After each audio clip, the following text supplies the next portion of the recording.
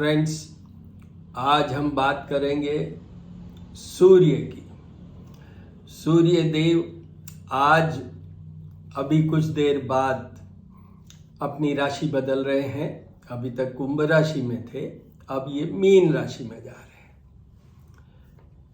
और ये मीन राशि में 3 नक्षत्रों पे ये चलेंगे, धनिष्ठा, शतभिषा और रेवती नक्षत्रों पे।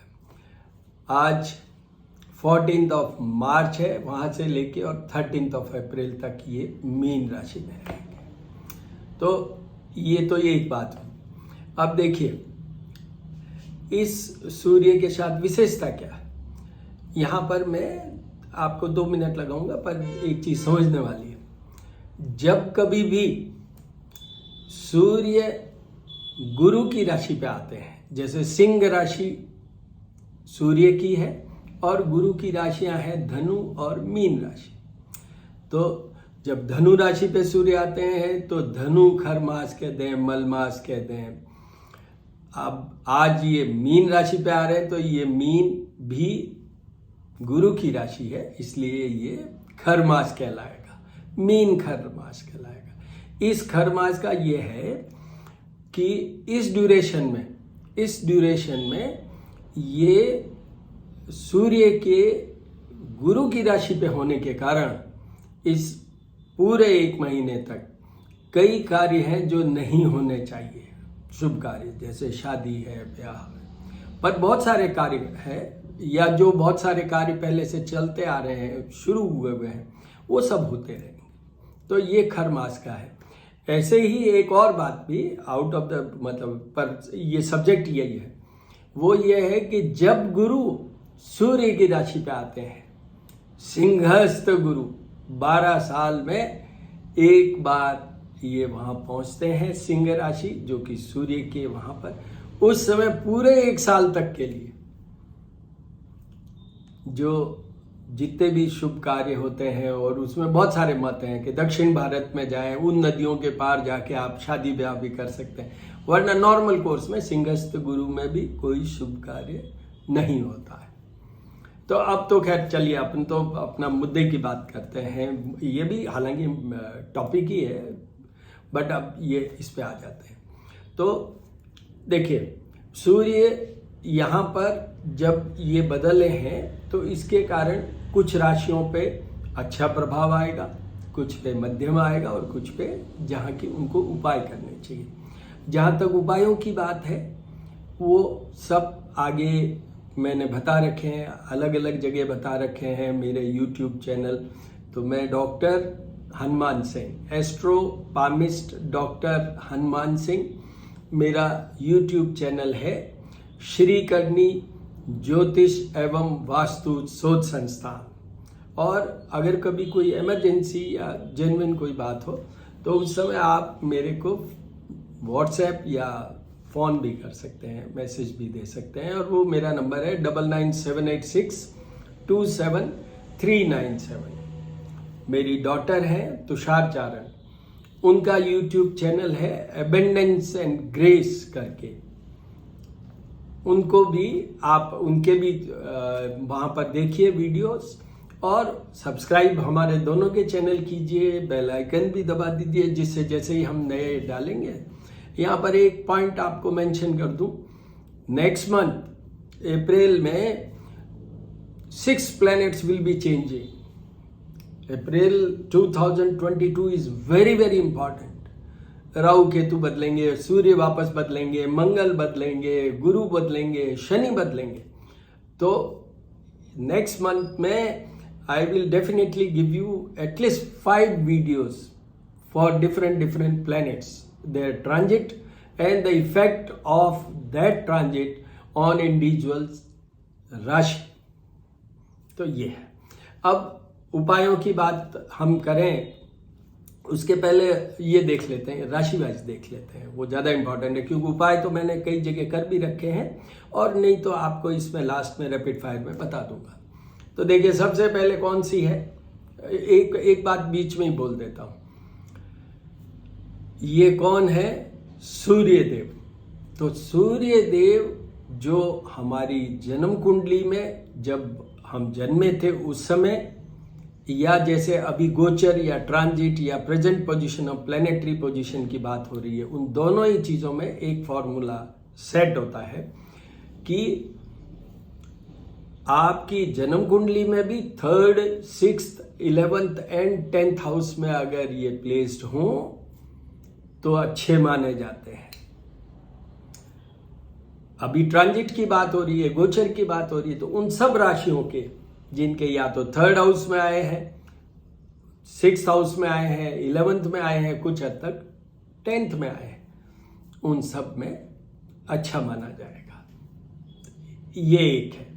और दूसरा, जिसको की उपायों की जरूरत है वो सूर्य जिनके 8th हाउस में आए हैं, गोचर की बात, यहाँ ट्रांजिट की बात हो रही है, जिनके वैसे भी अगर जन्म कुंडली में भी अगर सूर्य 8th हाउस में है आपके परमानेंटली, तो उसमें भी आपको करना चाहिए। तो जिनके 8th हाउस में आए हैं, जिनके 12th हाउस में आए हैं, जिनके 4th हाउस में आए हैं, और कुछ हद तक जहाँ मैंने अच्छा कहा है 6th हाउस, वहाँ हेल्थ इश्यूज के लिए वहाँ भी उपाय करने की ज़रूरत है।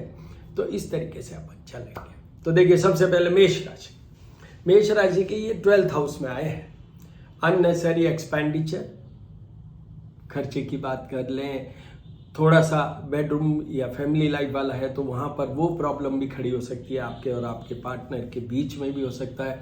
12th हाउस में लॉसेज है, तो जो एडमिनिस्ट्रेटिव जॉब में है या जो भी जिनके काम अटके हुए हैं और उनके और भी अटक सकते हैं। सूर्य मेनली बेसिकली 3 चीज़ों को इन्फ्लुएंस करता है जनरल वे में, वैसे तो बहुत सारी चीज़ों को, पर जनरल वे में फर्स्ट इज आरोग्यता, means healthiness is generally seen, physical health is seen through the sun. I had spoken in my all videos. Now second, आत्मा का कारक भी है सूर्य, बट सेकंड इंपॉर्टेंट है एडमिनिस्ट्रेटिव स्किल। अगर सूर्य अच्छा है, IAS IPS क्या नहीं बन सकते। एडमिनिस्ट्रेटिव स्किल हम कहते हैं ना, ये बुद्धिजीवी है, इसको एडमिनिस्ट्रेशन, प्रशासनिक बहुत तगड़े हैं, ये बहुत मजबूत हैं, ये बहुत स्ट्रांग है, ये बहुत डैशिंग है, लीडर है, तो ये सब भी सूर्य से आता है। और तीसरा, जो मैरिड लाइफ से कनेक्टेड है, उसमें सूर्य, जिन घरों से हम मैरिज का देखते हैं या बच्चे का देखते हैं, उन सब घरों में सूर्य नहीं होना चाहिए। तो 12th हाउस में मेष राशि के आने के कारण इनको एडमिनिस्ट्रेटिव प्रॉब्लम हो सकती है, अननेसेसरी एक्सपेंडिचर, एक्सपेंसेज हो सकता है, और इनके पार्टनर से भी थोड़ा बहुत और हेल्थ इश्यू भी हो सकता है। उसके बाद में वृषभ राशि। वृषभ राशि के 11th हाउस में, this is a house of profit, तो उनको फायदा, उनके रुके हुए काम सब अच्छे होना, हेल्थ वाइज थोड़ा बहुत दिक्कत हो सकती है, बट फिर भी सुधार आएगा। जो अगर उनको कोई क्रॉनिक मेजर प्रॉब्लम चल रही है, हेल्थ इश्यूज, ठीक होगा। और डेफिनेटली सूर्य उस चीज का कारक नहीं है, फिर भी definitely something like financial gain कह लें या प्रॉफिट्स कह लें, नेम फेम बढ़े, ये भी हो सकता है। उसके बाद में आती है मिथुन राशि। मिथुन राशि के लिए ये 10th हाउस में आएंगे। 10th house is house of job, career, business. तो उनके इन सारे एरियाज में सूर्य जितना, जैसे मैंने वृषभ के बोला, उतना ज्यादा नहीं, but yes, they are helped in their job, finding the job, getting the job, getting promotion in the job, और एडमिनिस्ट्रेटिव कोई उनको अच्छी वो मिल सकती है। Potentially they are made important, मतलब कोई ऐसा पोर्टफोलियो मिल सकता है जिससे उनका ऐसा हो, एंड ऑफ कोर्स उनकी हेल्थ भी ठीक रहेगी। अब बात करते हैं कर्क राशि की। कर्क राशि के अभी तक तो 8th हाउस में चल रहे थे, बट अब एकदम चेंज, भाग्य भवन में सूर्य आएंगे, तो इनके फादर को फायदा हो सकता है, इनको एडमिनिस्ट्रेटिव उसमें भाग्य से कुछ ऐसा हो सकता है। स्टडी, अगर स्टूडेंट्स हैं, they can score more marks during this period. अभी एग्जाम का भी कुछ लोगों के शायद एग्जाम होने हैं इस समय, या रिजल्ट आना है, तो उसमें भी अच्छे आ जाएंगे। आपने जॉब अप्लाई कर रखा तो उसमें भी अच्छा हो सकता है। और यस, थोड़ा बहुत अगर आपका मान सम्मान की बात करें तो वो भी बढ़ जाएगा। उसके बाद आती है सिंह राशि। सिंह सूर्य की राशि है, तो सिंह राशि वालों के लिए वैसे तो सूर्य कम खराब रिजल्ट की बात करें या कमज़ोर रिजल्ट की बात करें तो कम प्रभाव देता है, बट फिर भी क्योंकि 8th हाउस में आया है इसलिए उनको हेल्थ की, उनको जो भी प्रशासनिक कार्य हैं उनकी, स्टडीज़ की, और उसके साथ साथ में उनके भी जो अगर मैरिड हैं तो उनकी वो जो पार्टनर के साथ उन सारे एरियाज में देखना चाहिए विशेष हेल्थ का। They should focus on their health end of course young masters जो भी हैं उनके जो अचीवमेंट्स हैं थ्रू द गवर्नमेंट या अदरवाइज जॉब वाइज उसमें ध्यान रखें और इनको उपाय सारे करने चाहिए इस ड्यूरेशन में पूरे 1 माह के। उसके बाद कन्या राशि, इनके 7th हाउस में आएंगे, तो ये 7th हाउस वैसे तो केंद्र का स्थान है और सूर्य केंद्र में हो तो क्या चाहिए, तो इनको एडमिनिस्ट्रेटिवली और जॉब वाइज और उस सब में तो फायदा हो जाएगा, बट ये हाउस ऑफ पार्टनर भी है जहाँ सूर्य सबसे कमज़ोर और कमज़ोर ही माना जाता है, तो इनके पार्टनर से कोई दिक्कत हो सकती है, इनके आपस में जैसे एंगेजमेंट होनी है या शादी होनी है तो उसमें भी प्रॉब्लम हो सकती है। बट ये बता देता हूँ कि ये मिक्स रिजल्ट में, बट थोड़ा सा तो इसमें ये दिक्कत आ सकती है एंड ऑफ कोर्स ये मार्ग स्थान भी कहलाता है, इसलिए इनको अपनी हेल्थ के लिए भी ध्यान रखना है। उसके बाद में आती है तुला राशि। तुला राशि के ये 6th हाउस में आएंगे। शत्रु, रोग और पीड़ा, सब शत्रु समाप्त हो जाएंगे, सब तरह की पीड़ाएं समाप्त हो जाएंगी। एक पीड़ा का ध्यान रखना है, क्या, you should focus on your health. 6th house में मैंने अभी कुछ देर पहले कहा था, चाहे जन्म कुंडली में और चाहे यहाँ पर ये जैसे गोचर की बात हो रही है, ट्रांजिट की बात हो रही है, उसमें भी 6th हाउस में sun is taken as one of the best placement ये इन द 6th हाउस। तो उसमें मैं ये कहना चाहूँगा, पर यहाँ पर एक चीज़ है जो बहुत लोग चूक जाते हैं, बोलते नहीं हैं या वो पता नहीं क्या होता है, यहाँ क्या चूक जाते हैं, इस घर में भी ये प्लेनेट होने के बावजूद भी, क्योंकि ये आरोग्यता है, हेल्दीनेस का मालिक है जनरल वे में, और 6th हाउस में प्लेसमेंट, तो they should focus for health. बाकी इनको किसी चीज़ की चिंता नहीं है, सब अच्छा रहेगा। उसके बाद में आती है वृश्चिक राशि, उनके 5th हाउस में ये आएगा, तो यहाँ पर स्टूडेंट्स अगर कोई है वृश्चिक राशि के तो उनके लिए तो ये बेस्ट है, they will be getting good results, their performance या आउटपुट परफॉर्मेंस इसी का तो है, तो इसलिए वो बहुत। पर यहाँ पर भी मैं ये कहना चाहूँगा, अगर किसी की एंगेजमेंट, शादी या अभी कोई रिश्ते की बात चल रही है और उसमें, तो यहाँ ध्यान रखना है, क्योंकि ये प्रणय का हाउस भी है, बट यहाँ पर सूर्य का कोई मतलब नहीं है, ये तो separation, it's a planet for separation when we talk about the marriage, engagement, relationship, तो इसलिए वहाँ वो नहीं, बट इनके आउटपुट परफॉर्मेंस, इनकी जॉब से रिलेटेड ये सब चीज़ों में प्लस प्लस होता जाता है। उसके बाद में आती है धनु राशि, 4th हाउस, इनके 4th हाउस में चलेगा, house of mother, house of property, इसमें तो थोड़ी बहुत प्रॉपर्टी में तो मदद हो सकती है, और सामने देखेगा 10th house which is a house of job career, तो उसमें हल्का सा हो सकता है, but basically they also require remedies to be done by themselves for getting good और से average results. It's not a good position placement of sun in 4th house, not taken as good in 4th house. उसके बाद में आता है मकर, इनके तो 3rd house में आएगा, सूर्य से जितनी चीजें इनके बेस्ट होती चली जाएगी। देखिए, इनका नेम फेम, इनकी जॉब, इनका रिकॉग्निशन, इनकी इंपॉर्टेंस, इनके कनेक्शंस, ये सारे में फायदा होगा। और क्योंकि ये गुरु की राशि पे है, वो ठीक है कि खर मास भी बनता है गुरु की राशि पे, बट फाइनेंशियल गेन भी हो सकता है।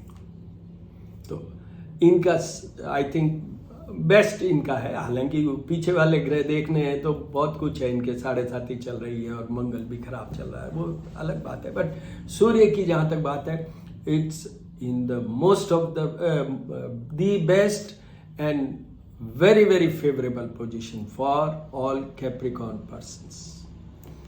उसके बाद में आता है कुंभ राशि, एक्वेरियस, उनके ये 2nd हाउस में आएंगे which is a house of wealth, which is a house of communication, which is a house of analysis, दिमाग। तो इन सब चीज़ों के लिए सूर्य का प्लेसमेंट, ये मार्ग स्थान भी है, तो उनको अपने हेल्थ के लिए देखना है। एक इनको अपने जो बॉसेज हैं उनकी कनेक्टिविटी, कम्युनिकेशन में हो सकता है कि इनका थोड़ा कम्युनिकेशन में कुछ डिस्टर्बेंस आ जाए, रुकावट के लिए खेद वाली बात है कि ऐसा कुछ हो सकता है। तो मैं तो ये कहूँगा इनको भी उपाय करने चाहिए।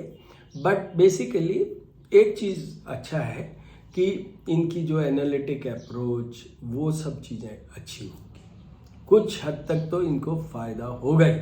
और क्योंकि ये धन का है, और धन कहाँ से आता है, जॉब, बिजनेस, वो उनसे, तो उसमें प्लस कुछ होगा, जब भी तो धन आएगा, तो वो है।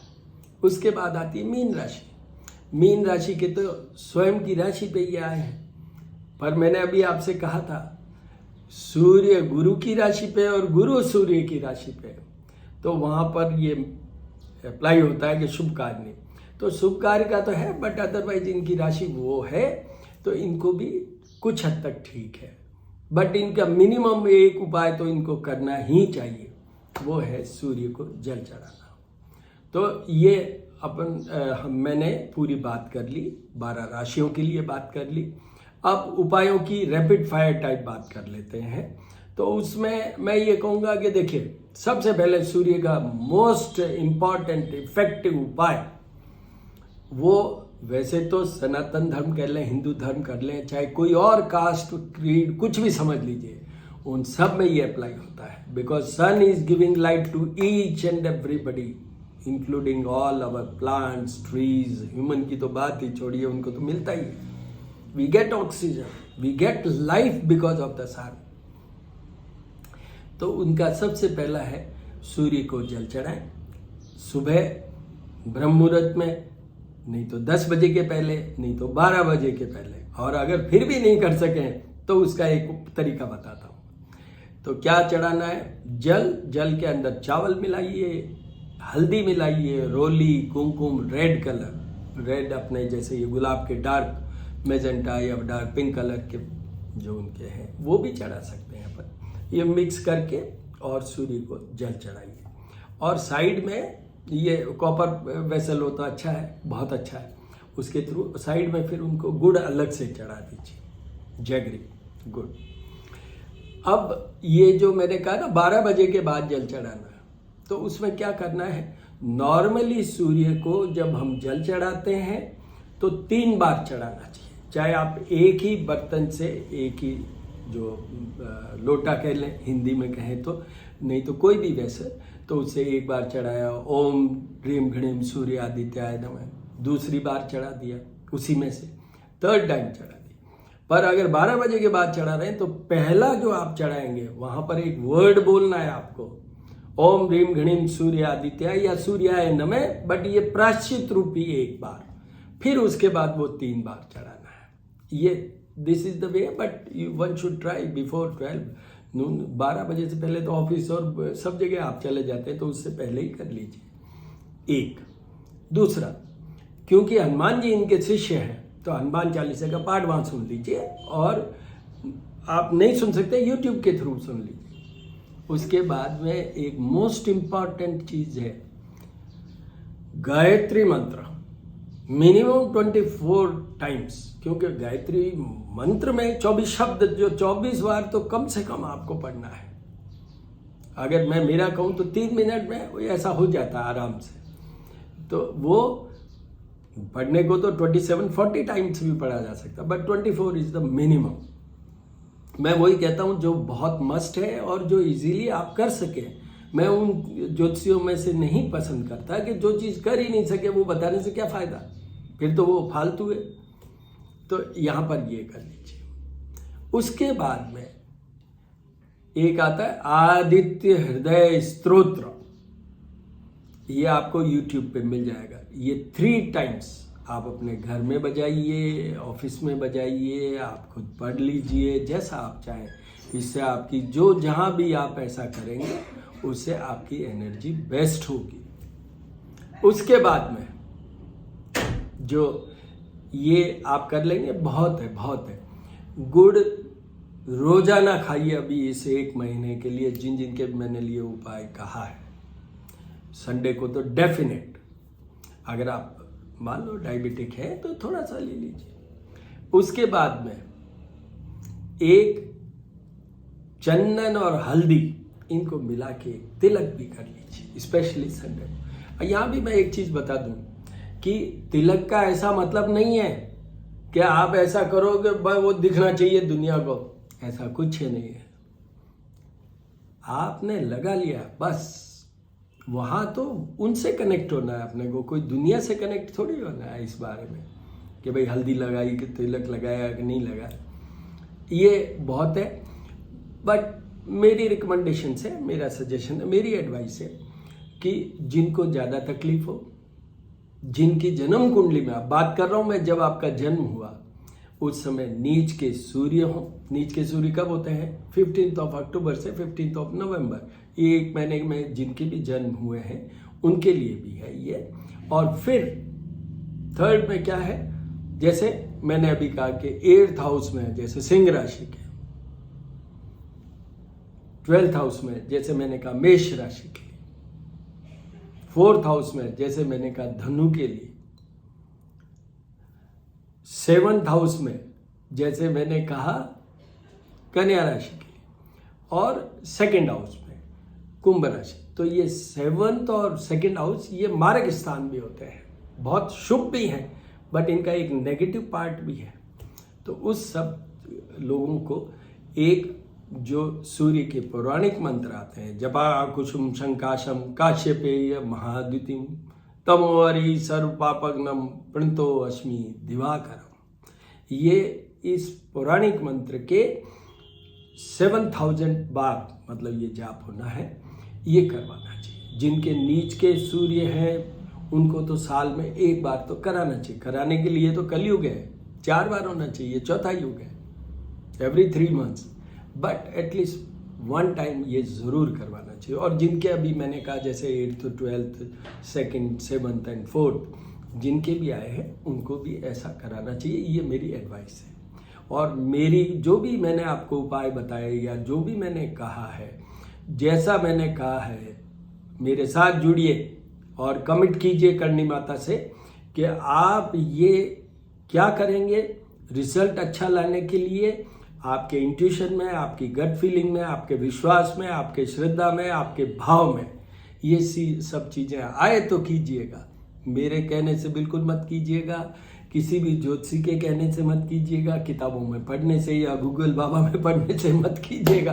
करिएगा उसी time when you are fully convinced you have connectivity.